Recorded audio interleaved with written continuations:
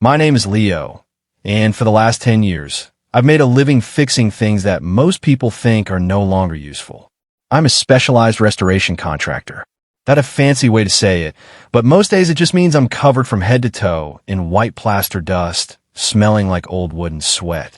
I work on buildings that are way older than my grandfather, historic mansions, old town halls, and churches with stone walls thick enough to take a train hit. I'm 34 years old, and I don't like showing off.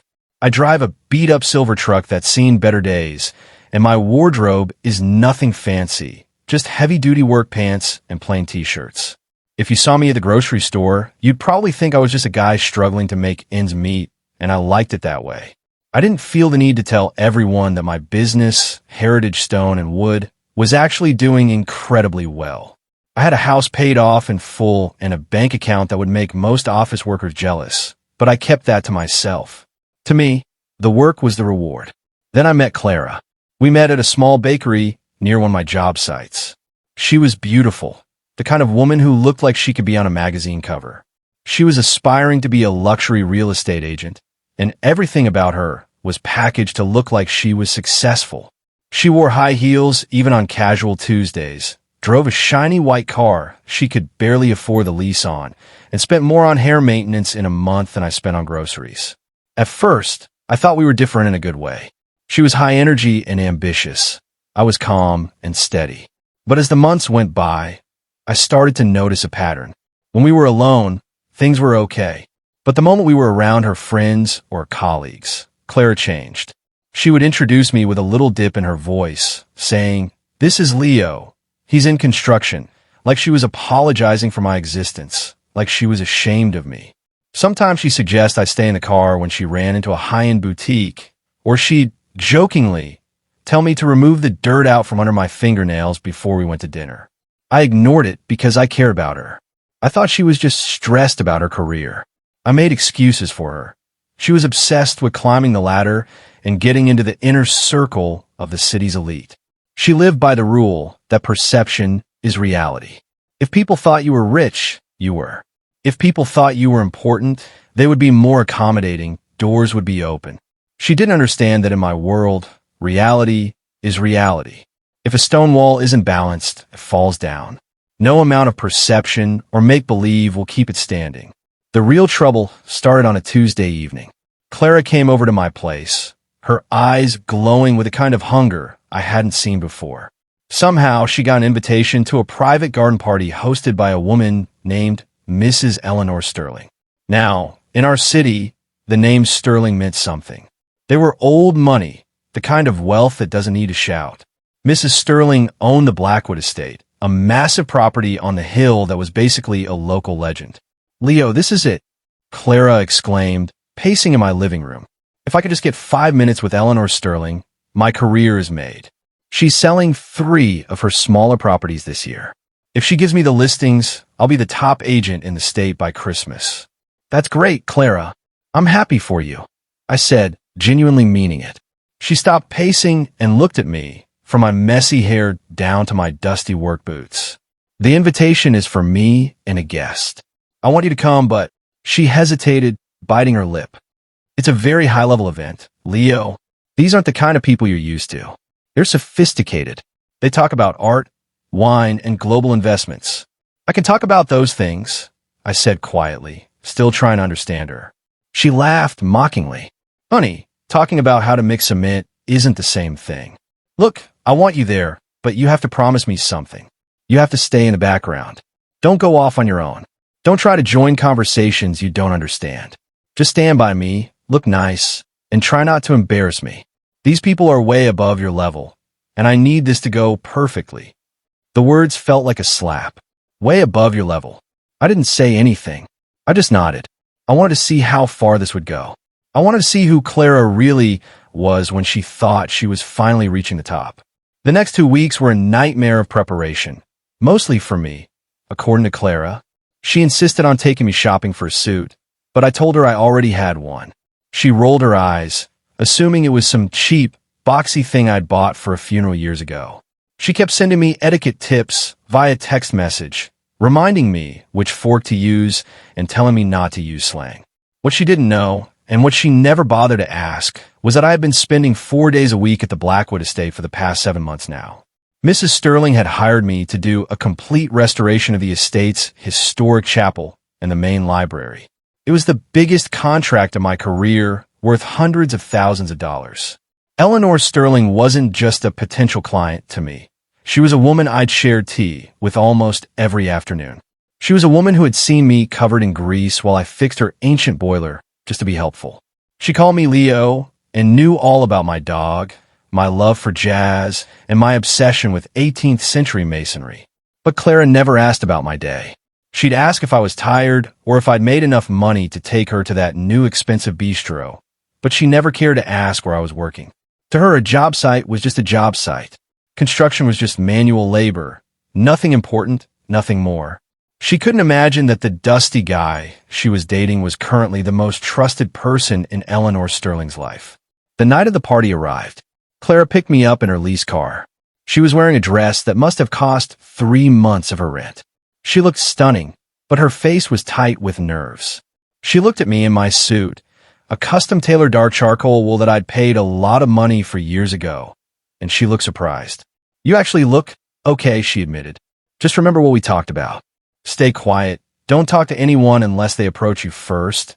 And if someone asks what you do, just say you're in property management. It sounds better than construction.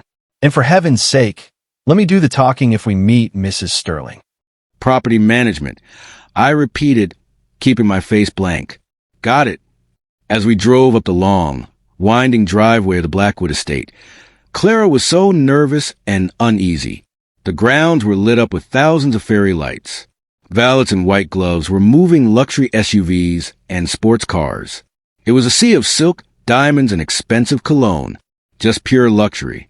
"Look at this place," Clara whispered, her voice trembling with awe. "This is real power, Leo. Try to soak it in, because we might never get invited back if tonight goes wrong." We stepped out of the car. The head valet, a guy named Marcus, who I'd given a jump start to just last week when his battery died, saw me and started to grin. "Hey, Leo. Good to see you."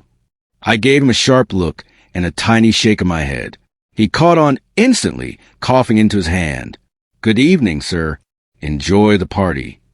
Clara didn't even notice. She was too busy adjusting her dress and scanning the crowd for Eleanor. She grabbed my arm, her grip so tight it almost hurt.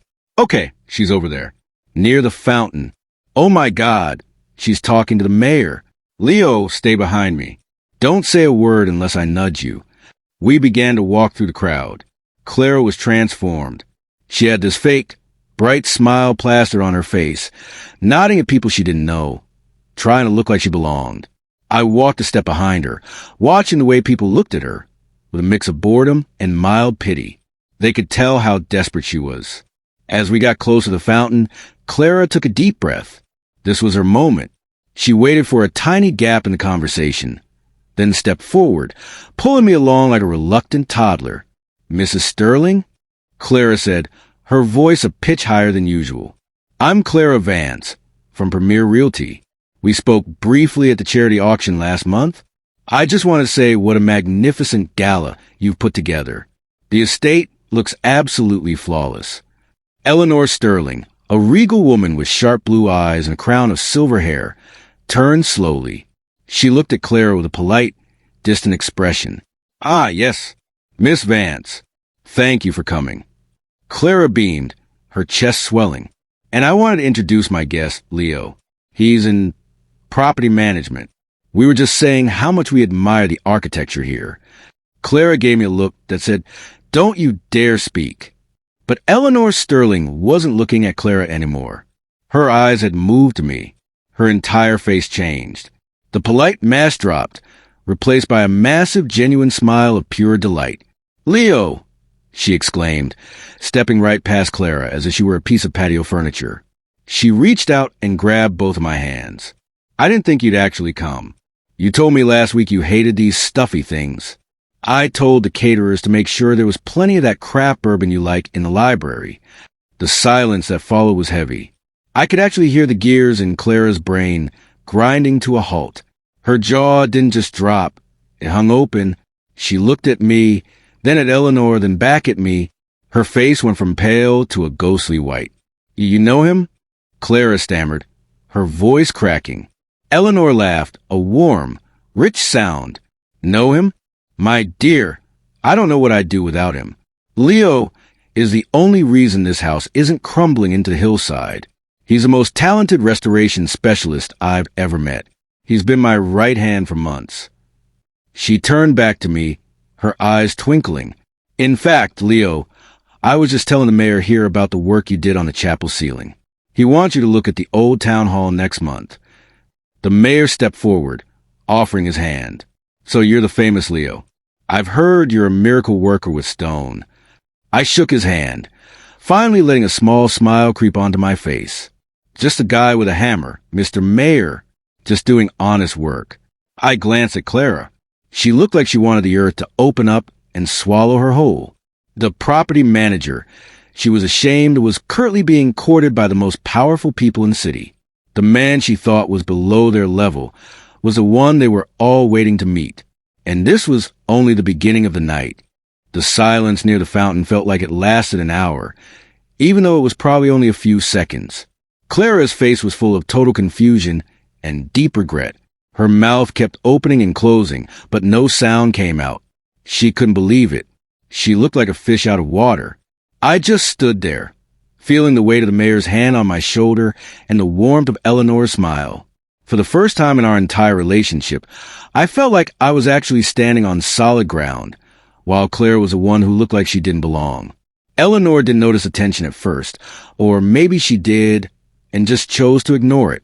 She was a pro at handling social situations. She turned to the mayor, a tall man named Robert, who looked like he spent more time on a golf course than in office.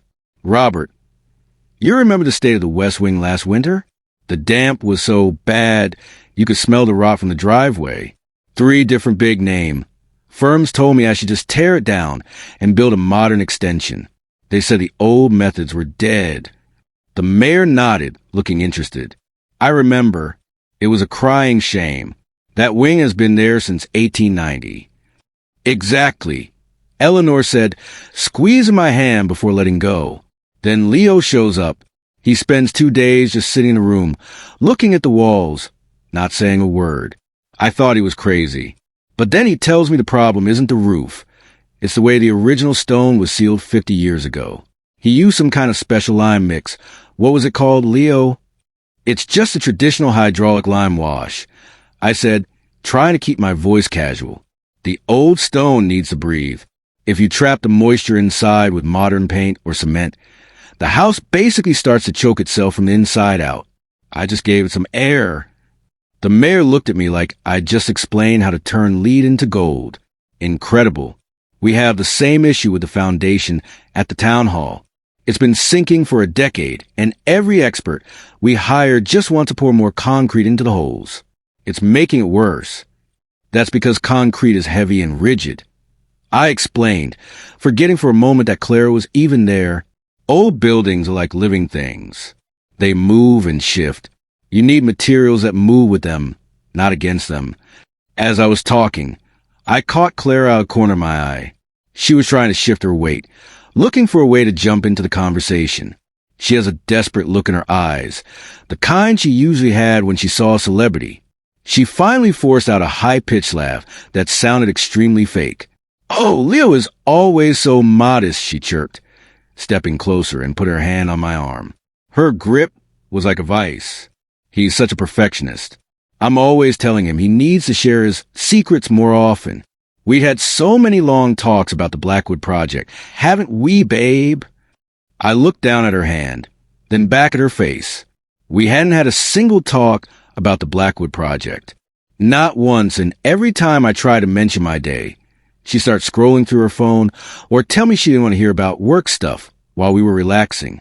I didn't want to cause a scene, but I wasn't going to lie for her either. Actually, Eleanor, I said, gently pulling my arm away to reach for a glass of water from a passing waiter. Clara was actually surprised to find out I was working here. I don't think she realized the scale of what you've got going on at Blackwood. Eleanor's eyebrows shot up. She looked at Clara, then back at me, her sharp eyes taking in everything. A small, knowing smile played on her lips.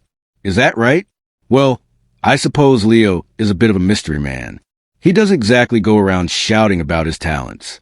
But really, Miss Vance, you must be so proud. People with Leo skills are a dying breed. Most construction guys today just want to use a nail gun and get home. Leo treats every piece of wood like a piece of history. Clara's smile wavered. Oh, yes, of course. Extremely proud. Well, come along, Leo, Eleanor said, linking her arm through mine. I promised the board of the Historical Society that I'd introduce them to the man who saved my library. They've been hounding me for your number for weeks, but I told them you were too busy with my chapel to take on new projects. She glanced back at Clara. You don't mind if I steal him for a few minutes, do you? There are some very important people who have been dying to meet the Master of Stone. Clara looked like she'd been slapped. No, of course not. Go right ahead. As Eleanor led me away, I looked back once. Clara was standing by the fountain, alone, holding her expensive designer clutch, so hard her knuckles were white. She looked small. Not small in height, but small in spirit. For months, she had tried to make me feel like I was the one who didn't fit in, but now that the lights were bright and the important people were talking, she was the one left in the shadows. For the next hour, I was a celebrity. It was the strangest feeling in the world. I was used to being the guy in the background, the one who worked on the house while the owners were away on vacation. But tonight, these people, the ones Clara called above my level, wanted to know everything. They didn't care about my old truck or the fact that I had dirt under my nails half the time. They cared that I knew how to fix things they loved. I met a man named Harrison who owned half the downtown district. He didn't want to talk about property management. He wanted to talk about the 1920s molding in his penthouse that was cracking. I met a woman who ran the city's largest museum, and she asked if I'd be interested in consulting on their new exhibit wing. Every person I spoke to treated me with a level of respect that Clara had never shown me in over a year of dating. Eventually, I found myself near the bar, taking a breather. The fancy suit was starting to feel a bit tight, and I was missing my dog and my porch. That's when Clara found me. She didn't look happy. In fact, she looked furious, but she was trying to hide it behind a tight, angry smile so the other guests wouldn't notice. What was that, Leo? She hissed, pulling me into a quiet corner behind a large potted palm tree. What was what? I asked, taking a sip of my drink. You made me look like an idiot, she whispered, her voice trembling with rage. You let me stand there and tell Mrs. Sterling that you were in property management, while you knew the whole time that you two were best friends. Why didn't you tell me you were working for the Sterlings? I did tell you, Clara. I said calmly, 6 months ago. I told you I landed a big restoration contract on the hill. You told me that was nice, and then asked if I could pay for the premium cable package that month because your car lease went up. I tried to tell you about the chapel ceiling 3 weeks ago, and you told me to stop talking about dust and rocks because you were trying to focus on your social media strategy. That's not the point, she snapped. You knew how important this night was for me. You knew I was trying to impress Eleanor. If I had known you were her golden boy, I could have used that. We could have gone in there as a power couple. Instead, I look like a liar who doesn't even know what her own boyfriend does for a living. But you don't know what I do for a living. I pointed out, that's the problem. You never cared. You were embarrassed of me. You told me tonight, right before we got out of the car, to try not to embarrass you because these people were way above my level. Well, look around, Clara. Are they above my level? Or were you just projecting your own insecurities onto me? Clara's face turned a deep shade of red. How dare you? I have worked my butt off to get into these circles. I have spent every penny I have on the right clothes, the right car, the right image. And you just walk in here in a suit I didn't even know you own and act like you own the place? I don't act like I own the place, I said. I just don't feel the need to pretend to be something I'm not. These people like me because I'm good at what I do.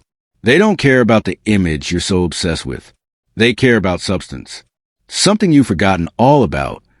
She looked like she was about to scream, but then Eleanor Sterling appeared again, weaving through the crowd toward us. Clara instantly changed. Her face smoothed out, her shoulders dropped, and that fake, sugary smile returned. It was like watching a professional actress switch characters. It was crazy. "There you are," Eleanor said, looking between us. "Leo, I hope you're not planning on leaving early. We're about to open the library for a private tour, and I've told everyone that you're the one who found the hidden safe behind the mahogany paneling." She turned to Clara. It really was a marvelous find. The original blueprints from 1885 were inside. Leo spent 3 days carefully removing the wood, so we wouldn't leave a single mark. Clara forced a laugh. "He's so clever with his hands." "I always say that." Eleanor looked at Clara for a long moment. It was a look that felt like it was peeling back layers of paint. "You know, Miss Vance, I've met a lot of people in my time. A lot of young women try and make a name for themselves in real estate. But I've always found that the most successful ones are the ones who recognize the value of what's right in front of them." The air between them got very cold. Clara's smile didn't reach her eyes. "I completely agree, Mrs. Sterling." "Good," Eleanor said, "because I've decided to put those 3 properties I'm selling on the market next month. I've already decided on an agent." Clara's eyes lit up. This was it, the moment she had been dreaming of. She took a half step forward, her breath hitching in her throat. "Oh, Eleanor, that's wonderful news. I have a full marketing plan ready to—" "I'm going with Sarah Jenkins," Eleanor interrupted smoothly. "She's an old friend, and more importantly, she has a deep appreciation for historic preservation. She understands that these houses aren't just listings. They're legacies." The light in Clara's eyes went out. It was like someone had flipped a switch. Sarah Jenkins was her biggest rival, a woman who dressed in sensible shoes and drove a boring station wagon, but who knew everything there was to know about the city's history. "Oh," Clara whispered. I see. But," Eleanor added, looking at me, "I've told Sarah that any buyer she finds has to agree to use heritage stone and wood for any future restoration work. I won't have these houses falling into the hands of someone who wants to turn them into modern glass boxes." I smiled at Eleanor. "Thank you. That's very kind of you." "It's not kindness, Leo. It's business," Eleanor said. She then patted my arm and walked away to join the mayor, leaving me and Clara alone once more. The silence this time was different. It wasn't the silence of shock. It was the silence of a dead relationship. Clara didn't say anything for a long time. She just watched Eleanor walk away, watched the career-making opportunity vanish into thin air. "We should go," she said finally. Her voice was flat, empty. "Yeah, I agreed. We should." The walk to the car was the longest walk of my life. The fairy lights didn't look magical anymore. They just looked like little sparks of electricity in the dark. The sound of the string quartet fading behind us felt like the closing music of a very long, very bad movie. We got into her car. The smell of the expensive leather interior, which she complained about paying for every month, felt suffocating. She started the engine but didn't put in gear. She just sat there, gripping the steering wheel. "You knew," she said, her voice trembling. "You knew she wasn't going to give me the listings. You let me walk in there and look like a fool while you played the hero." "I didn't know anything about the listings, Clara," I said, looking out the window at the massive house. "I just knew that you were so busy looking up at the people you thought were above you that you never noticed the person standing right next to you. You didn't lose those listings because of me. You lost them because Eleanor Sterling is a smart woman. She saw exactly who you are." "And who am I, Leo?" she spat, turned to look at me. Her mascara was starting to run. "You're someone who thinks a suit makes a man and a car makes a life," I said. "And I'm just a guy who fixes things, including my own mistakes. And dating you, that was a big one." She didn't reply. She slammed the car into gear and roared down the driveway, the tires graveling against the stones I had personally helped lay just a few months ago. The ride back to my house was silent. When she pulled up to my curb, I didn't wait for her to say anything. I just opened the door and stepped out into the cool night air. It smelled like rain and wet earth, the smells I loved. "Good night, Clara," I said. She didn't look at me. She just sped off, the red taillights of her leased car disappearing around the corner. I stood there for a minute, taking a deep breath. My house was small, and it needed a new coat of paint, but it was mine.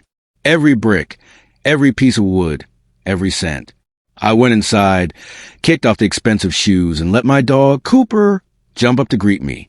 He didn't care about the Sterlings or the mayor. He just cared that I was home. I sat down at my kitchen table and looked at my phone. I had 3 missed calls from numbers I didn't recognize, probably people from the party, and then a text message from Eleanor. You handled yourself well tonight, Leo. Don't let the dust settle on your boots for too long. We start the East Wing on Monday. And by the way, you're always too good for her. I smiled, put the phone down, and went to make myself a sandwich. The boring construction guy had a lot of work to do. I spent the next few days after the party doing exactly what I love most, working in silence. There is something about the smell of a wood workshop in the early morning that clears your head better than any therapist could. The sun comes through the high windows in long, dusty streaks, and if you're quiet enough, you can almost hear the wood breathing.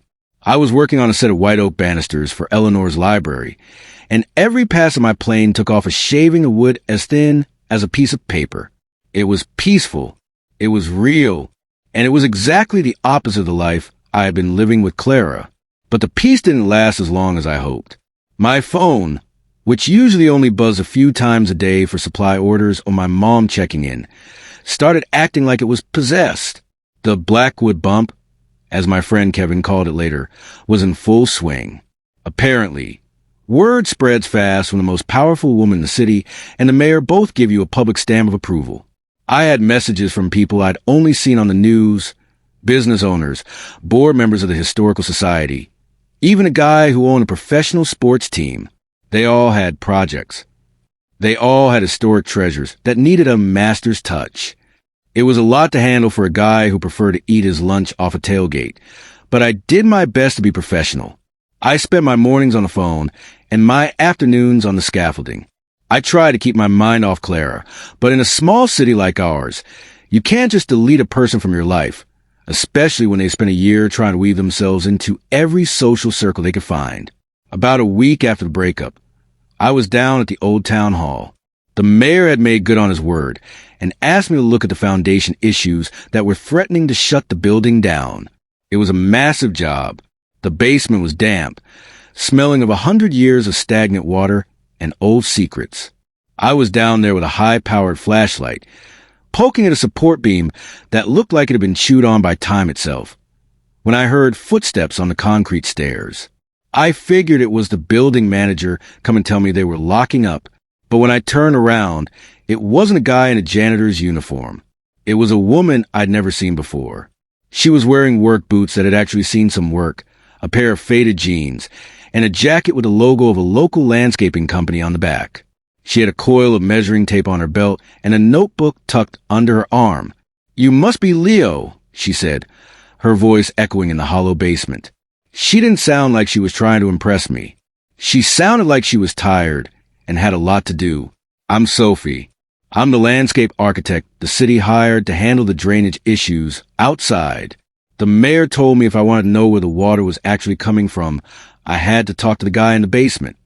I stood up, wiping the grime off my hands onto my pants. "Nice to meet you, Sophie. And the mayor's right. The water isn't coming from the rain. Well, not directly. The original drainage pipes from the 19th century are collapsed about 10 feet out from the foundation. Every time the ground gets saturated, it just flows right back into the stone." We spent the next 2 hours talking. And for the first time in a long time, I didn't have to explain myself. I didn't have to use property management as a cover story. Sophie knew exactly what hydraulic lime was. She understood why you couldn't just slap a coat of waterproof sealant on a 100-year-old wall. She talked about the soil acidity and the way certain tree roots were pushing against the masonry. It was the most refreshing conversation I'd had in years. She wasn't looking at my truck or my dusty clothes. She was looking at the same problems I was. "You know," she said as we finally climbed out of the basement into the evening air, "I heard about what happened at the Sterling Gala. the whole restoration guy reveal. I groaned, leaning against the cold stone of the building. Is that still being talked about? She laughed. It was a real earthy sound. Nothing like Clara's practice trill. In certain circles, yeah. People love it when someone who thinks they're better than everyone else gets a reality check. But honestly, I just felt bad for the house. If she had gotten those listings, she probably would have told the new owners to paint the mahogany white and put engraved vinyl flooring. You have no idea, I muttered. We stood there for a moment in that comfortable silence you only get with people who work with their hands. I found myself noticing that she had a bit of mud on her cheek and a pencil tucked behind her ear. She looked like someone who knew how to build a life, not just buy one. Listen, I said, feeling a bit nervous for reasons I couldn't quite explain. I'm going to be here for the next month. If you want to grab a coffee tomorrow morning before we start, I can show you the blueprints I found in the archives. It might help you with the pipe layout. She smiled, and for the first time in a year, I felt a spark that had nothing to do with fancy dresses or expensive dinners. I like that, Leo. 7 a.m.? I don't do fancy coffee. Just so you know, the darker and cheaper, the better. My kind of person, I said, but while things were looking up for me, Clara's world was starting to crack. Since she had lost the Sterling listings, her agency had been breathing down her neck. She had spent a year promising them that she had Eleanor Sterling in her pocket. And when the news came out that the listings went to Sarah Jenkins, her boss wasn't happy. I heard from Kevin that Clara was scrambling. She was trying to rebrand herself as a historic property expert, which was hilarious considering she couldn't tell the difference between a load-bearing wall and a curtain rod. She was posting photos of herself in front of old buildings she had nothing to do with, using captions about preserving the soul of the city. It was a desperate move to stay relevant. The real trouble for her, though, was the money. Clara's lifestyle was built on a foundation of credit cards and high-interest loans. She had lived like a queen on a waitress's budget, betting everything on a big commission that never came. The white BMW she was so proud of, it was 3 months behind on payments. The apartment downtown, the landlord was already looking for a new tenant. She called me a few nights later. I almost didn't answer, but curiosity got the better of me. Leo, she said, her voice sounding thin and shaky. There was none of that high society confidence left. I just wanted to check in, see how you were doing. I'm fine, Clara, I said, sitting on my porch with Cooper. Busy, very busy. That's good. That's great, she said. There was a long pause. I could hear the city traffic in the background on her end. Look, I know things ended badly, but I've been thinking. With all these new projects you're getting, you probably need someone to handle the marketing and the client relations. You know, the face of the company. I'm already doing a lot of work in the historic sector now, and I think we could really help each other. I couldn't help it. I laughed. It wasn't a mean laugh, just a tired one. Clara, are you asking me for a job? No, I'm suggesting a partnership, she snapped, her old ego flaring up for a second.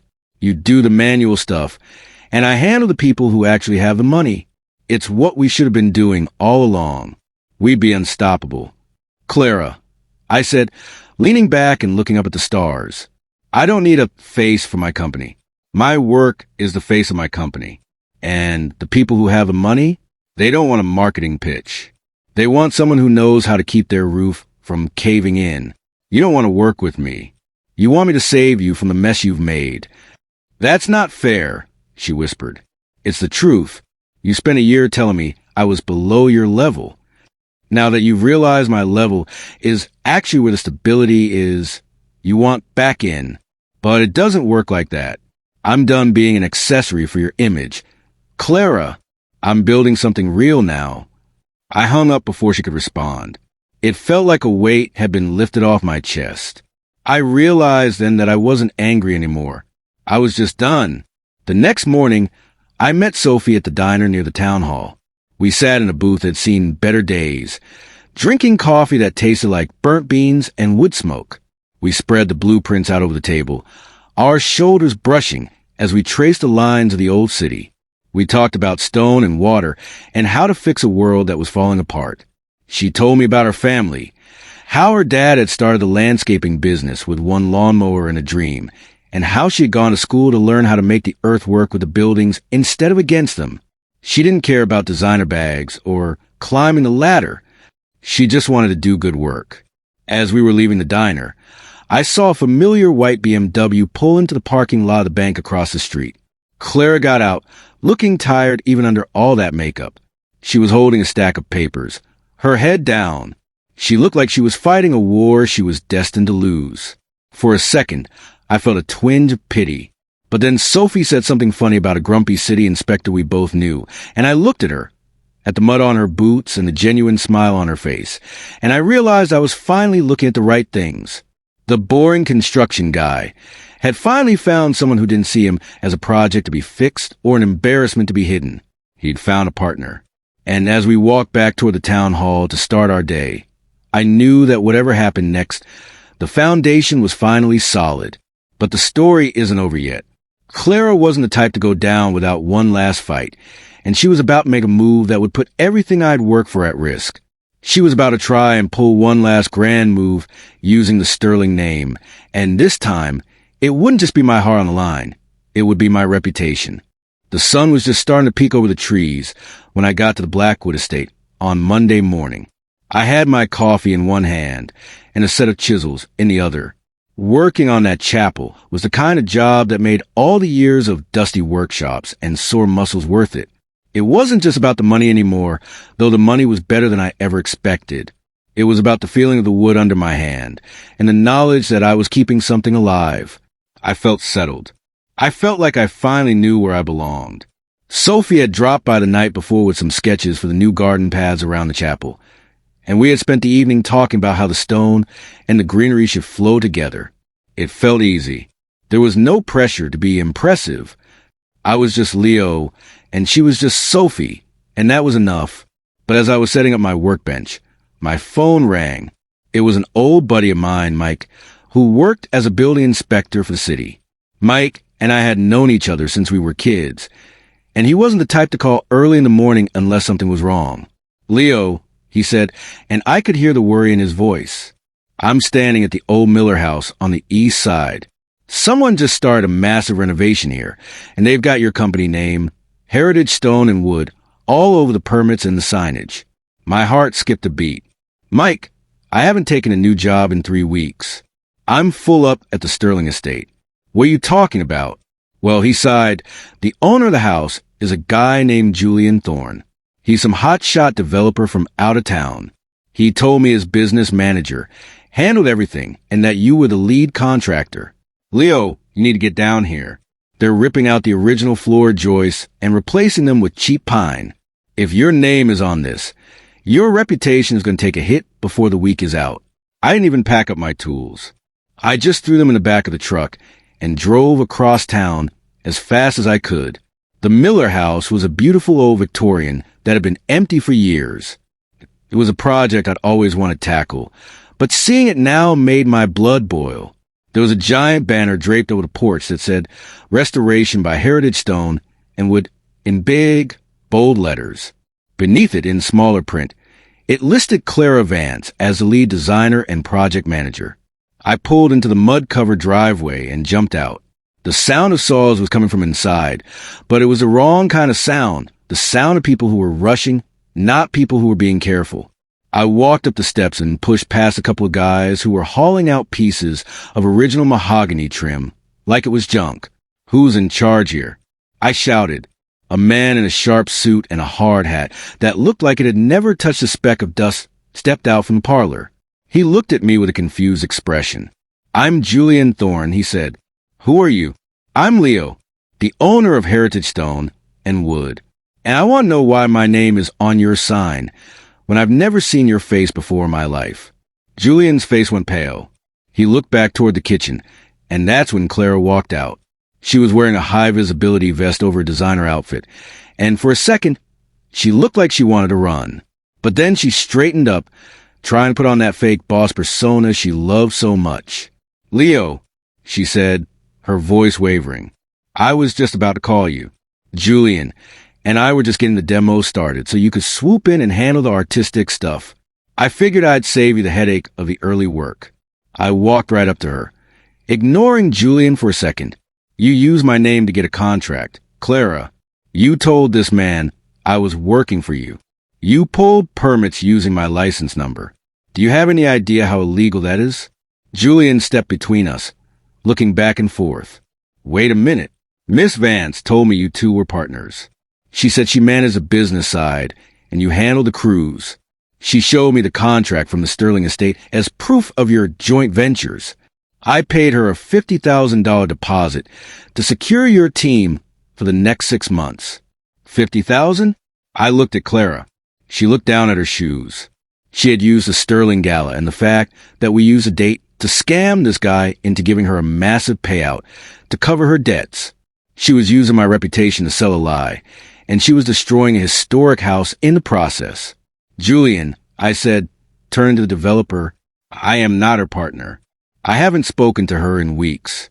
She has no right to use my name, and the work these guys are doing in here is a disaster. If you let them keep going, this house will be worth half of what you paid for it by Friday. Clara finally snapped. Leo, don't be like this. I was going to pay you. I just needed to get the ball rolling. I'm trying to save my business, and you have more work than you can handle anyway. Why can't you just let me have this one?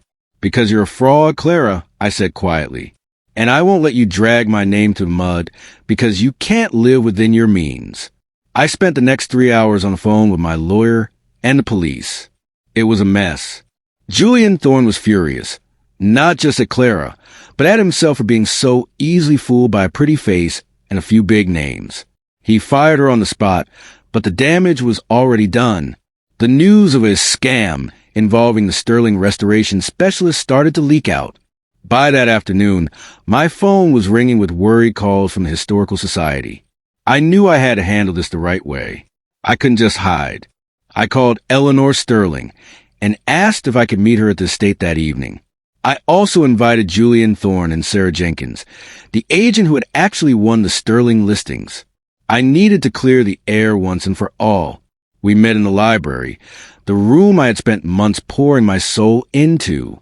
The smell of the beeswax polish on the mahogany was thick in the air. It was a perfect backdrop for what needed to happen.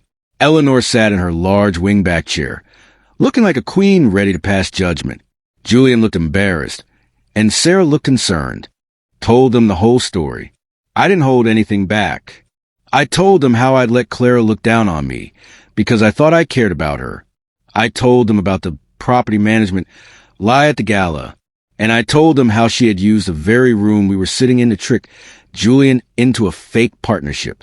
It's my fault, I concluded, looking at Eleanor. I should have made it clearer to everyone that I work alone. I let my personal life get in the way of my professional standards. Eleanor stayed quiet for a long moment, tapping her fingers on the arm of her chair. Then she looked at Julian. Mr. Thorne, she said, her voice like steel. You were foolish to hand over $50,000 without a signature from the man actually doing the work. But Miss Vance is a very convincing woman when she wants something. She then looked at me. Leo, your reputation isn't built on what a disgraced real estate agent says. It's built on these walls. She gestured to the library. Anyone who sees this room knows who you are. The fact that she tried to steal your name only proves how much it's worth. Julian cleared his throat. Leo, I want to make this right. I want to keep the Miller house, but I only want to do it if you're involved. I'll handle the legal side of getting my money back from Clara, and trust me, my lawyers are very good. But I want Heritage Stone and Wood to take over the project. For real this time. No partners. No managers. Just you. I looked at the group. I looked at the library. I thought about the Miller house and how much potential it had. Then I thought about Sophie and how she'd probably love to get her hands on that overgrown Victorian garden. I'll do it, I said, but on one condition. I bring in my own team for the landscaping and the exterior work. We do it right, from the foundation to the roof. Julian nodded eagerly. Whatever you need. The weeks that followed were a whirlwind. The legal battle between Julian and Clara was all over the local papers, but my name stayed on the right side of the headlines. Clara ended up having to sell her car, and move into a tiny studio apartment while the court figured out how she was going to pay back the deposit. Her reputation in the city was finished. No agency would touch her, and the high society friends she worked so hard to impress stopped answering her text the moment the word fraud was mentioned. But for me, life finally felt balanced. The Sterling Chapel was finished in the spring, and the opening ceremony was a beautiful event. I stood in the back with Sophie, watching the light hit the stained glass I had carefully re-leaded. Eleanor gave a speech about the importance of history, and she made sure to mention me by name, not as a contractor, but as a guardian of our heritage. Working on the Miller house with Sophie was the highlight of the year. We worked side by side, me on the stone and her on the soil. We discovered that when you treat a house and its land as one thing, the whole property feels different. It feels like it belongs there. We weren't just fixing a building. We were building a life together. Every morning we would meet at the site, and the first thing we'd do is walk the perimeter. She would show me where the new oaks were going to be planted, and I would show her where the original foundation stones needed the most attention. We spent hours talking about the history of the house, who might have lived there, what kind of lives they led. It wasn't just manual labor anymore. It was a way of connecting with the past. I still drive the same old truck, though I finally gave it a new coat of paint and some new tires. I still have dirt under my fingernails most days, and I still prefer a cold beer on my porch to a glass of champagne at a gala. But I don't hide what I do anymore. I don't let anyone tell me what my level is. I know what I'm worth because I see it in the things I built. The Miller house became one of the most talked about restorations in the state. We kept the original layout, but modernized the systems in a way that didn't compromise the aesthetic.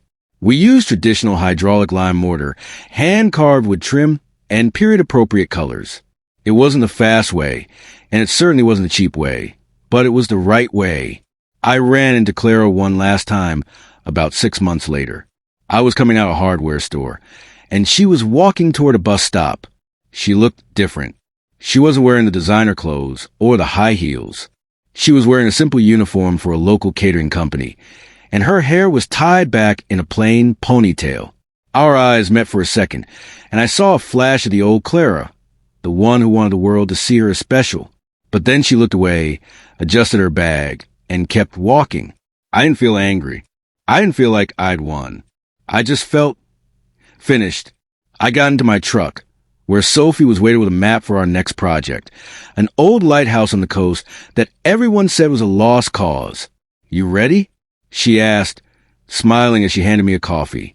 I looked at the map, then at the woman sitting next to me, and then at the tools in the back of my truck. "Yeah," I said, putting the truck in gear. "I'm ready." The final restoration of my own life was complete. I realized that people like Clara are always looking for a shortcut to the top, but the view is never as good when you haven't climbed the mountain yourself. My value didn't come from a fancy car or an expensive suit. It came from the calluses on my hands and the honesty in my work. As we drove out of the city, heading toward the coast, I felt a deep sense of peace. The road was long and the lighthouse was going to be a lot of work, but I had a solid foundation and the right partner. And in the end, that's all anyone really needs. Looking back on it all, I'm almost grateful for that night at the Sterling Gala. It was a moment the old walls of my life started to crumble, allowing me to build something much stronger in their place. Clara thought she was teaching me a lesson about high society, but the only lesson I learned was that true class has nothing to do with money and everything to do with character. I still remember the look on her face when Eleanor took my hands and welcomed me like a member of the family. It was a look of someone realizing they had been holding a diamond and threw it away because they thought it was just a rock. But the diamond didn't break. It just found a better setting. And now, as I watch the sunset over the coast, I know that my life is finally exactly where it's supposed to be, standing tall, built to last, and beautiful in its own honest way. Like and subscribe for more stories like this, and turn on your notification bell to get notified. See you in the next video. Peace out.